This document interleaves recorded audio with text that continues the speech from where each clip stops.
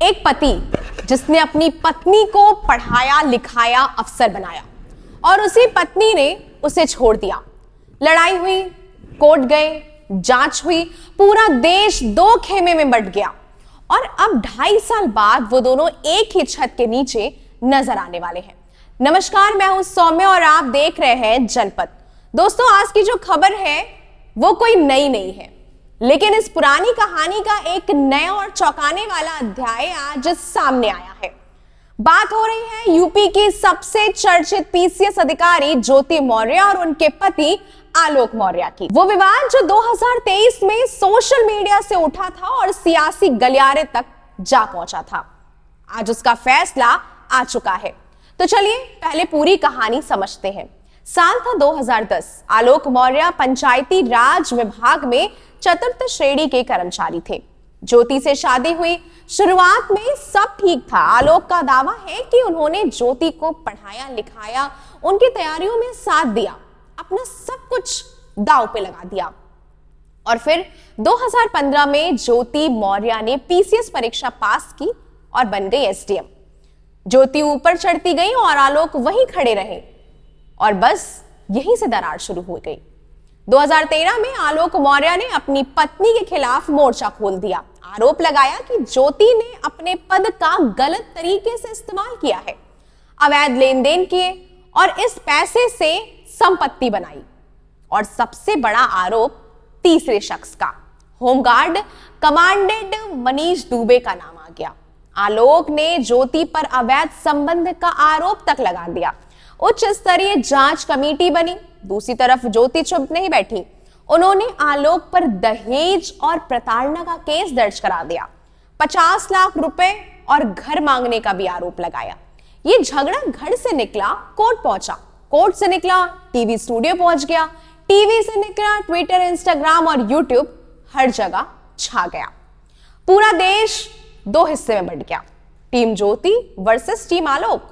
और फिर अचानक सब कुछ शांत हो गया। अगस्त 2023 में आलोक मौर्य जांच कमेटी के सामने पेश हुए और बिना कुछ बोले अपनी सारी शिकायतें वापस ले ली। मीडिया दौड़ी, पूछा भाई क्यों वापस लिया?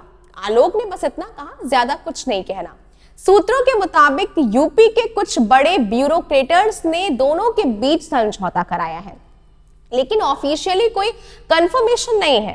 कहानी यही नहीं रुकती है, सस्पेंस बना रहा और आज अप्रैल 2026 को वो सस्पेंस आखिरकार पूरी तरीके से खत्म हो गया।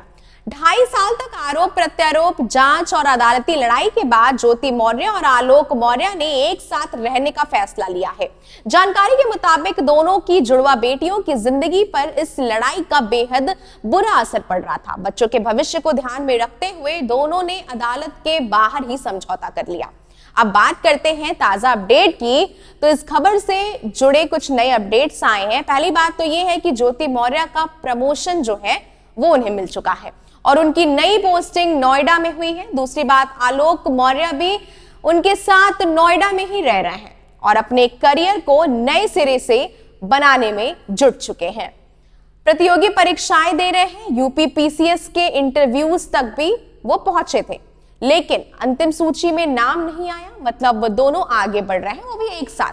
अब मैं आपसे एक सवाल पूछना चाहती हूँ, जब दो लोगों के बीच इतना कुछ हो जाए, इतने आरोप, इतनी लड़ाइयां, इतना दर्द, तो क्या उनके रिश्ते फिर से जुड़ सकते हैं?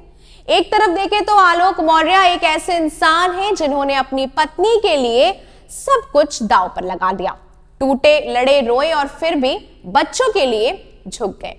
ये कमजोरी नहीं है दोस्तों, ये एक बाप की असली ताकत है। दूसरी तरफ ज्योति मौर्य एक पीसीएस अधिकारी हैं, सिस्टम में खड़ी रही, प्रमोशन मिला और आज शायद एक नई शुरुआत चाहती हैं। लेकिन सवाल वही है, जब भरोसा एक बार टूट जाए तो क्या वो दोबारा बनता है?